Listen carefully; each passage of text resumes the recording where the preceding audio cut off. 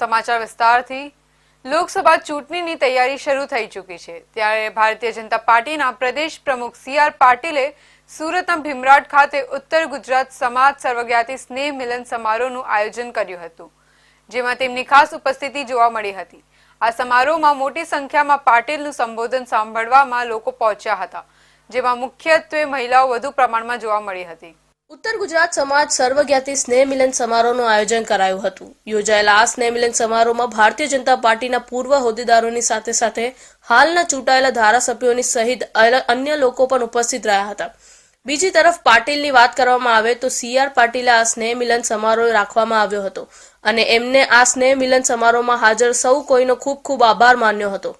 સાથે કહ્યું હતું કે જ્યારે મારી આ સભામાં આટલી મોટી સંખ્યામાં બહેનો અને વડીલો પહોંચ્યા છે તો એક વસ્તુ સ્પષ્ટ છે કે નવસારી સીટ પરથી સી.આર. પાટીલ નથી લડતા પરંતુ તમે લોકો જ ચૂંટણી લડી રહ્યા છો। સી.આર. પાટીલે પોતાના સંબોધનમાં ઉમેદવારી ફોર્મ ભરવાની તારીખ અને સમયની પણ જાહેરાત આ સમારોહમાં કરી હતી।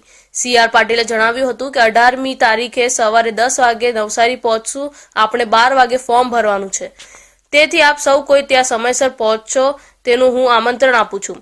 દરેક વખત ફોર્મ ભરવા માટે આપ સૌ કોઈ મારી સાથે આવો છો અને આ વખતે પણ જરૂરથી આવજો। બીજી વાત આપણે જણાવી દઉં કે વડાપ્રધાન નરેન્દ્ર મોદી પછી જો કોઈ સૌથી વધુ લોકો સાથે ઉમેદવારી ફોર્મ ભરવા અને સપોર્ટ કરવા માટે આવતું હોય તો તે નવસારી સીટ પરથી છે। પણ મને બધા પૂછે છે કે નવસારીની સીટ પર તમે ક્યારે ટાઈમ કાઢશો, ત્યારે મેં કહ્યું કે અહીં જ્યારે આટલી બધી બહેનો મારા માટે મદદ કરવા માટે બેઠી હોય, એમના આશીર્વાદ અમને મળતા હોય, આટલા બધા વડીલો અને આગેવાનો એ જ્યારે આશીર્વાદ આપવા માટે તૈયાર હોય ત્યારે મારે નવસારીમાં સમય કાઢવાની જરૂર નથી। હું નવસારીનું ઇલેક્શન નથી લડતો, અહીં બેઠેલા તમામ લોકો એ નવસારીનું ઇલેક્શન લડવાના છે।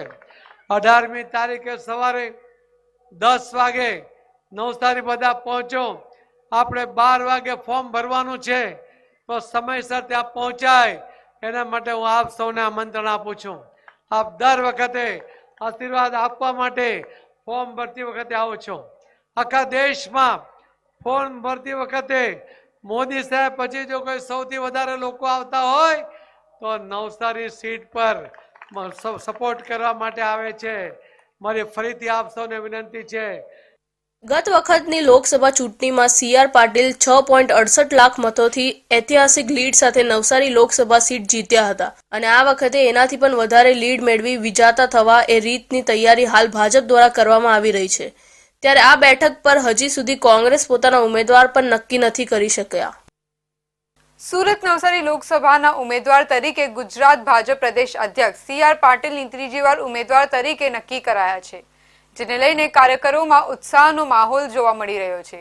આગામી 18મી તારીખે સી.આર. પાટીલ ઉમેદવારી ફોર્મ ભરવા જવાના હોય એમએલએ સંગીતા પાટીલના અધ્યક્ષસ્થાને ભવ્ય તૈયારી માટે એક બેઠક યોજાઈ હતી। ગુજરાતભરમાં લોકસભાના મતદાનના દિવસો જ્યારે નજીક આવી રહ્યા છે અને ભાજપે ગુજરાત રાજ્યમાં પોતાના તમામ ઉમેદવારો જાહેર કરી દેવાયા છે, ત્યારે નવસારી લોકસભા ઉમેદવાર તરીકે સી.આર. પાટીલના નામની જાહેરાત કરી દેવામાં આવી હોય ત્યારે ભાજપના તમામ કાર્યકર્તાઓ ચૂંટણી પ્રચાર જોરશોરમાં ચાલુ કરી દીધો છે અને સી.આર. પાટીલ 18મી તારીખે ઉમેદવારી ફોર્મ ભરવા જવાના હોય જેના ભાગરૂપે આજ રોજ લિંબાયતના ધારાસભ્ય સંગીતા પાટીલના અધ્યક્ષ સ્થાને બેઠકનું આયોજન યોજાયું હતું, જેમાં 18મી તારીખે ભવ્ય તૈયારી કરવાનું આયોજન કરવામાં આવ્યું હતું અને ઉમેદવારીનું ફોર્મ ભરવા જાય ત્યારે મોટી સંખ્યામાં મહિલાઓ આવે તેવી તૈયારીઓ કરવાનું આયોજન ગોઠવવામાં આવ્યું છે।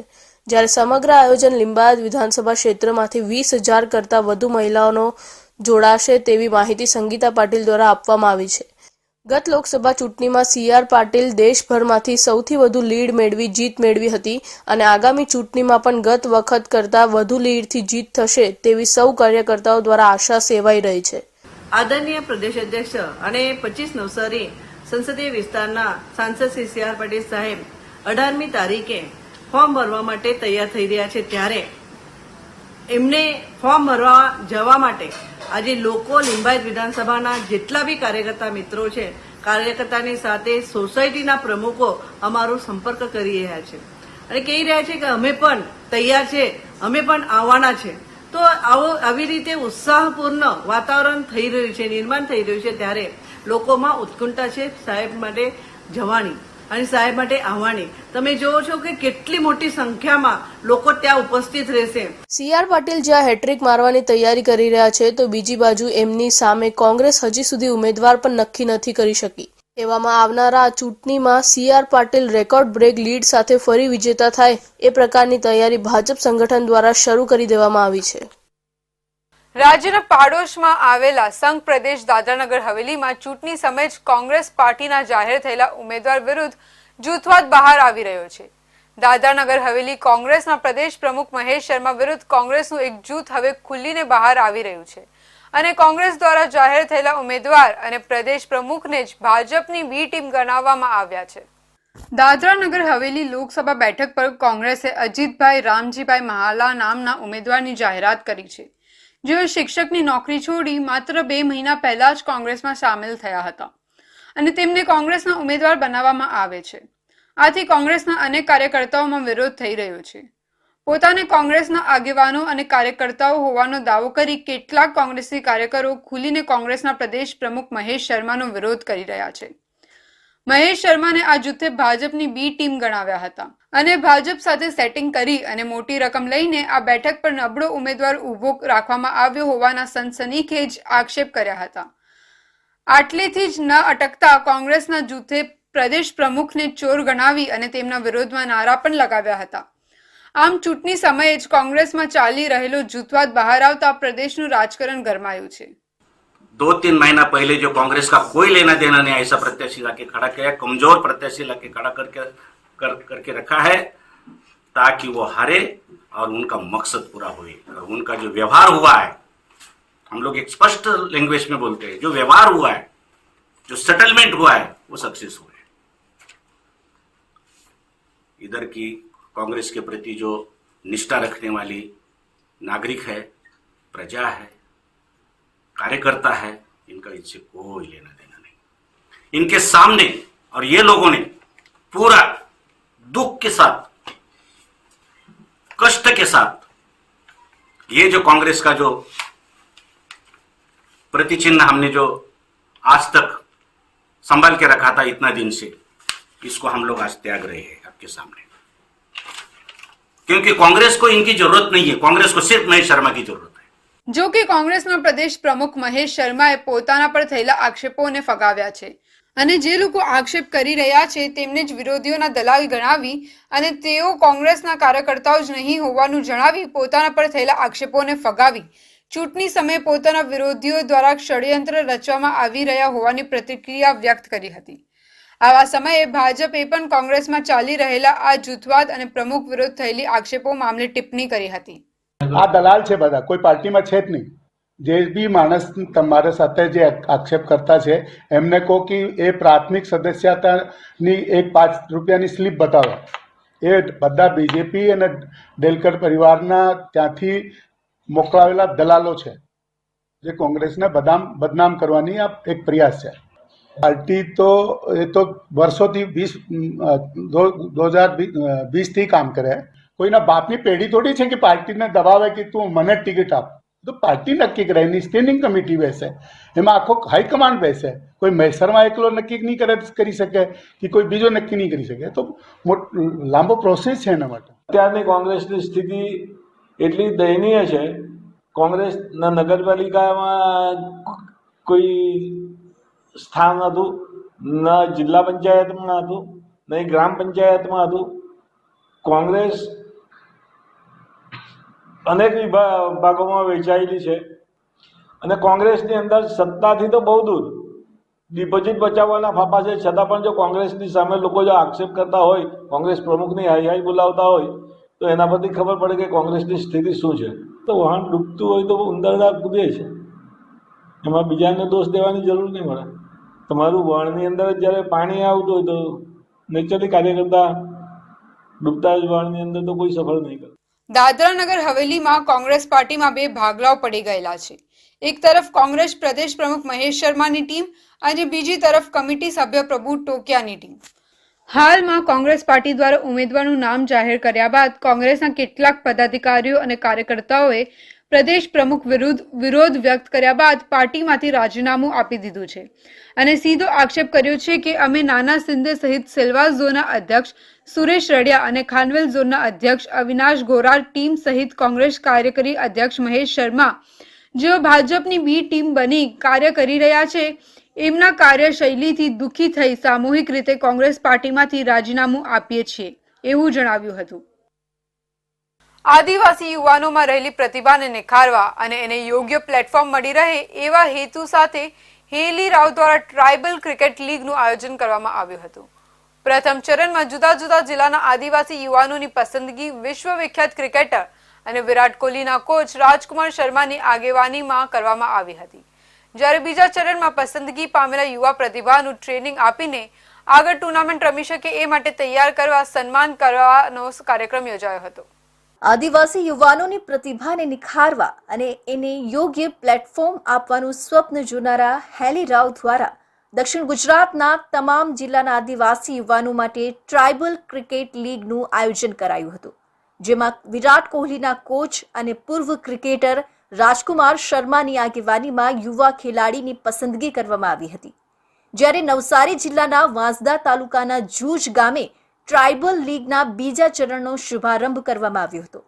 બીજા ચરણમાં પસંદગી પામેલા યુવા ખેલાડીઓને 2 મહિનાની સખત ટ્રેનિંગ આપવામાં આવશે અને આ તમામ ખેલાડીઓ આગામી સમયમાં ટુર્નામેન્ટમાં ભાગ લઈ શકે અને અન્ય ખેલાડીઓને ટક્કર આપી શકે એ માટે એમને તૈયાર કરવામાં આવશે. આ સમગ્ર ટ્રાઇબલ લીગ જેનું સ્વપ્ન છે એવા હેલી રાવ દ્વારા અહીંયા વિધિવત રીતે પૂજા અર્ચના કરીને બીજા ચરણનો શુભારંભ કરવામાં આવ્યો હતો. આ પ્રસંગે અહીંયા મોટી સંખ્યામાં વિવિધ જિલ્લાના પસંદગી પામેલા યુવા આદિવાસી ખેલાડી અને કોચ આવ્યા હતા. સમગ્ર ટ્રાઇબલ લીગની સ્વપ્ન દ્રષ્ટા હેલી રાવ અને કોચ દ્વારા પૂજા અર્ચના કરવામાં આવી. ત્યારબાદ કાર્યક્રમ આગળ વધારવામાં આવ્યો હતો. મુખ્ય મહેમાનોનું સ્વાગત કરવામાં આવ્યું હતું. અહીં ડાંગ, વલસાડ, તાપી, સુરત જિલ્લા સહિતના તમામ જિલ્લાના પસંદગી પામેલા ખેલાડીનું સન્માન કરીને આગળ ભવિષ્ય માટે ઓલ ધ બેસ્ટ વિશ કર્યા હતા. મુખ્ય મહેમાનો દ્વારા ટ્રાઇબલ લીગની કીટ આપવામાં આવી હતી. ટ્રાઇબલ લીગમાં ખેલાડીઓનું પ્રદર્શન જોઈને આગળ વિદેશ ખાતે આયોજિત ક્રિકેટ ટુર્નામેન્ટમાં રમવા મોકલાશે એવા હેતુથી ટ્રાઇબલ લીગ આદિવાસી સમાજના યુવાનો માટે આગળ આવી રહ્યું છે. આજે ગુજરાત ટ્રાઇબલ તરફથી જે ક્રિકેટનું કેમ્પ રાખેલો હતો અને જે સિલેક્ટેડ છોકરાઓ અહીંયા 120 જેવા સિલેક્ટેડ છોકરા અહીંયા ભેગા થયેલા છે અને જેનું આજે સન્માન અને તાલીમ આપવાની જે શરૂઆત કરવાની છે, જે આજે અમારા 120 છોકરાઓનો સહારો એવો હેલી મેડમ તરફથી અમે ચારે કોચ હેલી મેડમનો ખૂબ ખૂબ ધન્યવાદ આપીએ છીએ કે ટ્રાઇબલ છોકરા માટે આટલી બધી મહેનત કરી રહ્યા છે. અને રાજકુમાર શર્મા, યશ કાલરા સર જેવા મોટા મોટા ચહેરા અહીંયા લાવીને ટ્રાઇબલ છોકરાઓ માટે એક પ્રોત્સાહન રૂપ આપીને બહુ જ મોટું કામ કરી રહ્યા છે હેલી મેડમ. એના માટે ખૂબ ખૂબ ધન્યવાદ. અને આજ તાલીમનો એક અંગ છે જે અહીંથી છૂટા પડીને અલગ અલગ ડિસ્ટ્રિક્ટ વાઇઝ અલગ અલગ ગ્રાઉન્ડ પર છોકરાઓને તાલીમ આપવામાં આવશે અને તેમાંથી જે છોકરા સિલેક્ટેડ થશે એને વિદેશ ટૂરનો પણ આયોજન કરવામાં આવે છે. તો હેલી મેડમનો ખૂબ ખૂબ ધન્યવાદ. અને આ રીતનું ટ્રાઇબલ માટે હેલી મેડમ હજુ પણ વધારે છોકરાઓ માટે પ્રોત્સાહન આપે એવી હું આશા રાખું છું. તો નવસારી જિલ્લાના વાંસદા તાલુકામાં બીજા ચરણમાં ટ્રાઇબલ લીગનો શુભારંભ કર્યા બાદ હવે પસંદગી પામેલા તમામ ખેલાડીની 2 મહિનાની સખત ટ્રેનિંગ શરૂ થશે, જેમાં તમામને નેશનલ અને ઇન્ટરનેશનલ ટુર્નામેન્ટો રમી શકે અને ઉત્કૃષ્ટ પ્રદર્શન કરી શકે એ માટે તૈયાર કરવામાં આવશે. હાલ આ તમામ ખેલાડીઓને તેઓના હોમ ગ્રાઉન્ડ પર ટ્રેનિંગ આપવામાં આવશે. ત્યારબાદ તમામ ખેલાડીને વધુ ટ્રેનિંગ વિરાટ કોહલીના કોચ અને પૂર્વ ક્રિકેટર રાજકુમાર શર્માની આગેવાનીમાં જાણીતા સ્ટેડિયમ ખાતે આપી પૂર્ણ રીતે તમામ ફોર્મેટમાં ક્રિકેટ રમી શકે એ માટે તૈયાર કરવામાં આવશે. આ ખેલાડીઓને વિરાટ કોહલીના કોચ રાજકુમાર શર્માની આગેવાનીમાં પસંદગી કરાયા હતા. આ તમામ પસંદગી પામેલા ખેલાડીને પ્રોજેક્ટનું આયોજન કરનાર હેલી રાવના હસ્તે ક્રિકેટ કીટ આપવામાં આવી હતી. બનાસકાંઠા જિલ્લાના દિયાદોડના સનાદર ખાતે આવેલી બનાસ ડેરીમાં રાજ્યપાલ આચાર્ય દેવવ્રતજીની ઉપસ્થિતિમાં પ્રાકૃતિક કૃષિ સંવાદ યોજાયો હતો. તેમને આ સંમેલનમાં જૈવિક ખેતી અને પ્રાકૃતિક ખેતી અંગેનો ભેદ સ્પષ્ટ કરી પ્રાકૃતિક ખેતીના ફાયદા અને મહત્વ ખૂબ સરળ ભાષામાં સમજાવ્યા હતા. બનાસકાંઠા જિલ્લાના સનાદર ખાતે આવેલી બનાસ ડેરીમાં રાજ્યપાલ આચાર્ય દેવવ્રતજીની ઉપસ્થિતિમાં પ્રાકૃતિક કૃષિ સંવાદ યોજાયો હતો. રાજ્યપાલે ડેરી ખાતે આઈસ્ક્રીમ પ્લાન્ટ તથા પોટેટો પ્લાન્ટની મુલાકાત લઈ ડેરી વિશે જાણકારી મેળવી હતી. ભારતીય નવું વર્ષ ચૈત્ર માસના પ્રારંભે શુભકામનાઓ આપી રાજ્યપાલ આચાર્ય દેવવ્રતે બનાસ ડેરીમાં મોટી સંખ્યામાં આવેલા પશુપાલકો અને ખેડૂતોને પ્રાકૃતિક કૃષિ અંગે વિગતવાર માહિતી આપી પ્રાકૃતિક કૃષિ તરફ વળવા અનુરોધ કર્યો હતો. રાજ્યપાલ આચાર્ય દેવવ્રતે જણાવ્યું હતું કે આજે બનાસકાંઠા જિલ્લાના અનેક ખેડૂતો એકતા, સંગઠન અને સહકારિતાના ભાવ સાથે ખૂબ પ્રગતિ કરી રહ્યા છે અને ખૂબ આવક મેળવી રહ્યા છે. તે બનાસ ડેરીના માધ્યમથી ચેરમેન શંકરભાઈ ચૌધરીના નેતૃત્વમાં થયું છે. આજે જ્યારે દુનિયાથી સૌથી મોટી સમસ્યા ગ્લોબલ વોર્મિંગ છે, જેનાથી માનવ જીવનને ખૂબ મોટું નુકસાન થઈ રહ્યું છે, ત્યારે પ્રાકૃતિક ખેતીથી તેને નિવારી શકાય છે.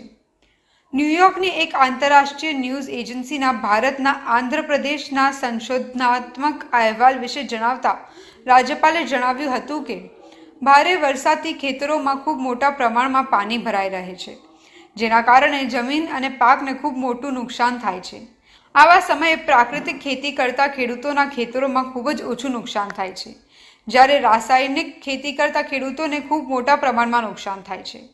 રાજ્યપાલ આચાર્ય દેવવ્રતજીએ જૈવિક ખેતી અને પ્રાકૃતિક ખેતી અંગેના ભેદ સ્પષ્ટ કરી પ્રાકૃતિક ખેતીના ફાયદા અને મહત્વ ખૂબ સરળ ભાષામાં સમજાવ્યા હતા.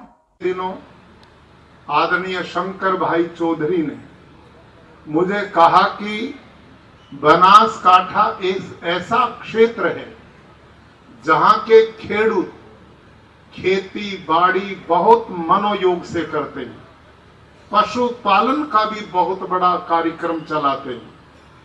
यदि गुजरात में अन्य क्षेत्रों की तरह इस बनासकांठा के इलाका क्षेत्र में प्राकृतिक खेती का अभियान साथ में चल जाए तो आप लोग जैसे डेयरी के माध्यम से आगे बढ़ रहे हैं, वैसे खेती के उत्पादन की भी बहुत बड़ी आमदनी आपकी बढ़ सकती.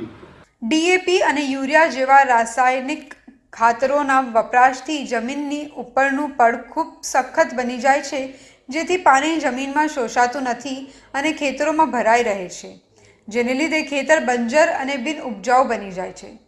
રાસાયણિક ખાતર અને જંતુનાશક દવાઓમાં બેફામ ઉપયોગથી કેન્સર સહિતના ગંભીર રોગોનો ખતરો રહે છે, જ્યારે પ્રાકૃતિક ખેતીથી પાણી જમીન પર ભરાઈ રહેવાના બદલે ઝડપથી શોષાઈ જાય છે અને જમીન મુલાયમ અને ફળદ્રુપ બને છે. વધુમાં તેમણે જણાવ્યું હતું કે ખેતીલાયક જમીન અને ખેતીને જો બચાવી હશે તો દેશી ગાય આધારિત પ્રાકૃતિક ખેતી શ્રેષ્ઠ વિકલ્પ છે. પ્રાકૃતિક કૃષિ પદ્ધતિ અને જીવામૃત બનાવવાની રીત સમજાવી લોકોને રાસાયણિક ખાતરનો વપરાશ છોડી તંદુરસ્ત જીવન જીવવા માટે પ્રાકૃતિક કૃષિ પદ્ધતિ અપનાવવા રાજ્યપાલે જણાવ્યું હતું. લગભગ 250 કરોડ કરતા વધારે નાણાં CSR તરીકે કે કંપનીએ MOU કરીને બનાસના ખેડૂતો માટે જ્યારે આપવા જઈ રહ્યા છે ત્યાંથી, એટલે મોટા પ્રમાણમાં એટલા પ્લાન્ટ આપણે ઊભા કરીને રૂપિયે કિલો ગોબર પણ આપણે વેચાતું લઈએ, એમાંથી ખાતર પણ બનાવીએ, CNG પણ બનાવીએ, એમાંથી ગ્રીન હાઇડ્રોજન પણ બનાવી શકાય. એ ટેકનોલોજી આપણે બનાસની ધરતી ઉપર આપણે કાર્યરત કરી છે. આ દેશ માટે એક આશીર્વાદ રૂપ સાબિત થશે બધા લોકો માટે.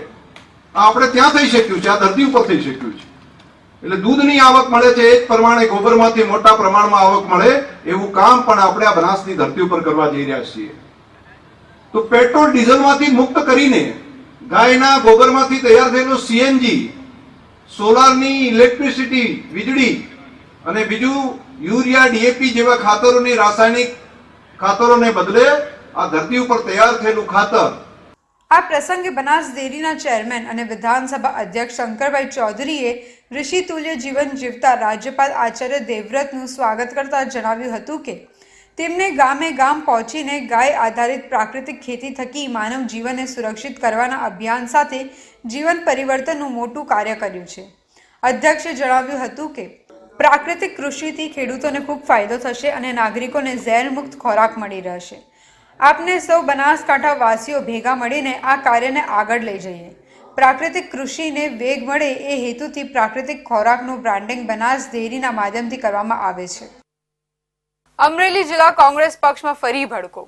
જિલ્લા પંચાયતના પૂર્વ પ્રમુખ અને બગસરા તાલુકા પંચાયતના પૂર્વ ન્યાય સમિતિ ચેરમેન રવજીભાઈ વાઘેલાએ કોંગ્રેસ પક્ષમાંથી રાજીનામું આપ્યું છે. ધારાસભ્ય જેવી કાકડિયાએ ભાજપનો ખેસ પહેરાવી આવકારતા કાર્યકર્તાઓમાં ભારે ઉત્સાહ જોવા મળ્યો છે. અમરેલી જિલ્લા કોંગ્રેસ પક્ષમાં અનેક કાર્યકર્તાઓ કોંગ્રેસ પક્ષને રામ રામ કરી ભાજપ પક્ષમાં જોડાઈ રહ્યા છે. ત્યારે થોડા દિવસ પહેલા બગસરા શહેર કોંગ્રેસ પ્રમુખ ચિરાગ પરમાર સહિત કોંગ્રેસના કાર્યકરોએ કોંગ્રેસ પક્ષમાંથી રાજીનામું આપી ભાજપમાં જોડાયા છે. ત્યારે હવે બગસરા તાલુકાના હાલરિયા ગામના વતની અને અમરેલી જિલ્લા પંચાયત પૂર્વ પ્રમુખ અને બગસરા તાલુકા પંચાયતના પૂર્વ ન્યાય સમિતિ ચેરમેન રવજીભાઈ વાઘેલાએ કોંગ્રેસ પક્ષમાંથી રાજીનામું આપતા રાજકારણ ગરમાડો જોવા મળ્યો છે.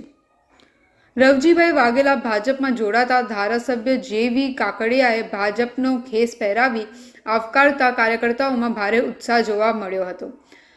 ધારી બગસરાના ધારાસભ્ય જેવી કાકડિયાએ બગસરા તાલુકા ભાજપ પ્રમુખ પ્રદીપભાઈ ભાખર, ચિરાગભાઈ પરમારના પ્રયત્નથી અનેક કોંગ્રેસના કાર્યકરો ભાજપમાં જોડાયા છે. ત્યારે ફરી કોંગ્રેસ પક્ષમાંથી અમરેલી જિલ્લા પંચાયતના પ્રમુખ રહી ચૂકેલ રવજીભાઈ વાઘેલાએ વિધિવત ભાજપમાં જોડાતા ધારાસભ્ય જેવી કાકડિયાએ કેસ પહેરાવી ભારતીય જનતા પાર્ટીમાં આવકાર્યા હતા. આજે હું રવજીભાઈ વાઘેલા જિલ્લા પંચાયતના પ્રમુખ અમરેલી, જે રાષ્ટ્રીય નેતૃત્વ મોદી સાહેબ જે રામ મંદિરનો છેલ્લા ઘણા વર્ષોથી જે પ્રશ્ન હતો, રામ મંદિર બન્યું અને એની જે રામ મંદિર બન્યું એની સાથે હું લાગણીથી જોડાયેલ છું અને એ રામ મંદિર બન્યું એના અન્વયે હું આજે કાયદેસર ભાજપમાં જોડાઈ અને કોંગ્રેસમાંથી રાજીનામું આપું છું. મા નર્મદાની ઉત્તર વાહિની પંચકોશી પરિક્રમા કરવા માટે દેશભરમાંથી શ્રદ્ધાળુઓનો જુવાળ જોવા મળી રહ્યો છે. દિન પ્રતિદિન શ્રદ્ધાળુઓની સંખ્યામાં થઈ રહેલા વધારાને ધ્યાને રાખી નર્મદા જિલ્લા કલેક્ટર શ્વેતા તેવતિયાના માર્ગદર્શન હેઠળ જિલ્લા વહીવટી તંત્ર દ્વારા શ્રદ્ધાળુઓ માટે સુચારુ વ્યવસ્થા ગોઠવવામાં આવી છે. મા નર્મદાની ઉત્તર વાહિની પંચકોશી પરિક્રમા કરવા માટે દેશભરમાંથી સાલભર શ્રદ્ધાળુઓ અહીંયા આવતા રહે છે. ત્યારે શ્રદ્ધાળુઓની સંખ્યામાં થઈ રહેલા વધારાને ધ્યાને લઈને નર્મદા જિલ્લા કલેક્ટરે શ્રદ્ધાળુઓ માટે બોટની વ્યવસ્થા, સુરક્ષા વ્યવસ્થા, આરોગ્યલક્ષી વ્યવસ્થા, અન્ન ક્ષેત્ર સહિત શ્રદ્ધાળુઓ વિશ્રામ કરી શકે તે માટેની સામાન્ય વ્યવસ્થા ગોઠવવામાં આવેલ છે, જેથી શ્રદ્ધાળુઓ શ્રદ્ધાભાવ અને શાંતિપૂર્ણ માહોલમાં પરિક્રમા પૂર્ણ કરી શકે એવા ભાવ સાથે તંત્રએ ખૂબ જ સરાહનીય કામગીરી કરી છે. હાલમાં વહીવટી તંત્ર હયાત સુવિધા સહિત નવી સુવિધા ઉપલબ્ધ કરી રહ્યું છે. ત્યારે NDRF વડોદરાની 2 ટીમના 50 જેટલા જવાનો, જેમાં ટીમ કમાન્ડર અને ASI સહિતનાઓ સમાવેશ થાય છે, જેઓ પરિક્રમાર્થીઓને સુરક્ષા અને સલામતીને લઈને રામપુરા, શહેરાવ, તિલકવાડા અને રેંગણ ઘાટ ખાતે બોટ મારફતે સતત પેટ્રોલિંગ કરી રહી છે. નર્મદા જિલ્લા કલેક્ટરના માર્ગદર્શન હેઠળ શ્રદ્ધાળુઓ માટે સુરક્ષા વિભાગની કામગીરી સંભાળી રહેલા પોલીસ વિભાગ, નાંદોદ અને તિલકવાડા તાલુકા વિકાસ અધિકારી, તાલુકા મામલતદાર પણ સમયાંતરે પરિક્રમા રૂટનું નિરીક્ષણ કરીને ભાવિક ભક્તોને કોઈ પણ પ્રકારની તકલીફ ન પડે તેની પૂરતી તાકીદારી લઈ રહ્યા છે. લાસ્ટ યર મેં 3 વાર પરિક્રમા કરી હતી. ગયા વર્ષે પણ વ્યવસ્થા હતી, પણ આ વર્ષની જે વ્યવસ્થા છે ને, અહીંયાના તંત્રને સેલ્યુટ કરું, નમસ્કાર કરવા અને આ પરિક્રમા માટે જે મહેનત કરી રહ્યા છે, અહીંયા પાછળ પણ ઘણી બધી મહેનત છે. એક બોટ 10થી વધારે વ્યક્તિ બેસાડતા નથી, સાથે સાથે લાઈવ જેકેટ સાથે. એટલે તંત્રએ આ વખતે એ પણ વ્યવસ્થા કરી છે કે કોઈ પણ વ્યક્તિનું જીવ ના જોખમાય. અને આ પરિક્રમાનું ખરેખર એટલું બધું મહત્વ છે. તો મારું તમામ મિત્રોને, ભાવિ ભક્તોને જે દૂરથી આવે છે, તમામને મારી એક જ નમ્ર અપીલ છે કે નર્મદા પરિક્રમા કરવા આવો ત્યારે તમારી બધી જ વ્યવસ્થા જળવાશે. સાથે સાથે અહીંનું જે નેચર છે, પ્રકૃતિ છે, અને બચાવજો. તમારી સાથે લાવેલી કોઈ પણ વેસ્ટ વસ્તુ, પ્લાસ્ટિક છે, કચરો છે, એ મહેરબાની કરીને કચરાપેટીમાં નાખજો. અને અહીંયાનું જે તંત્ર છે, પોલીસવાળા હોય, બોટવાળા હોય કે અહીંયા રહેલા કોઈ પણ વ્યક્તિ, તેમને સહકાર આપજો.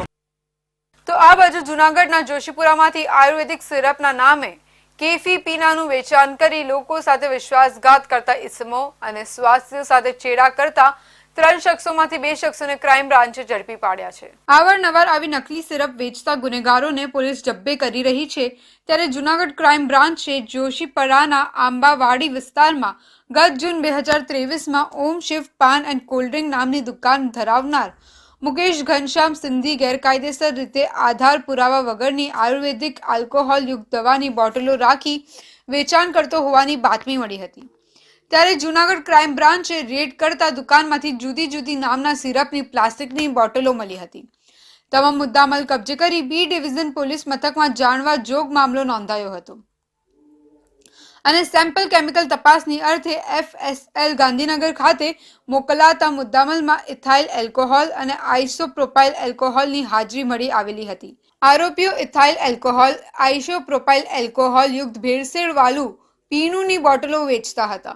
100% હર્બલ ન હોવા છતાં લોકો સાથે વિશ્વાસઘાત કરી તેમજ લોકોના સ્વાસ્થ્ય સાથે ચેડા કરવાના ઈરાદે અખાધ હોય જેનો ઉપયોગ કેમિકલ પ્રોડક્ટ તરીકે અને હેન્ડ સેનિટાઇઝરમાં થતો હોય જે વધુ પડતું પીવાથી માણસનું મૃત્યુ થવાની પૂરી સંભાવના હોવાનું જાણતા હોવા છતાં લોકો સાથે વિશ્વાસઘાત કરી માનવ જીવનને નુકસાનકારક કેમિકલ ઉમેરી વેચાણ કરતા હતા.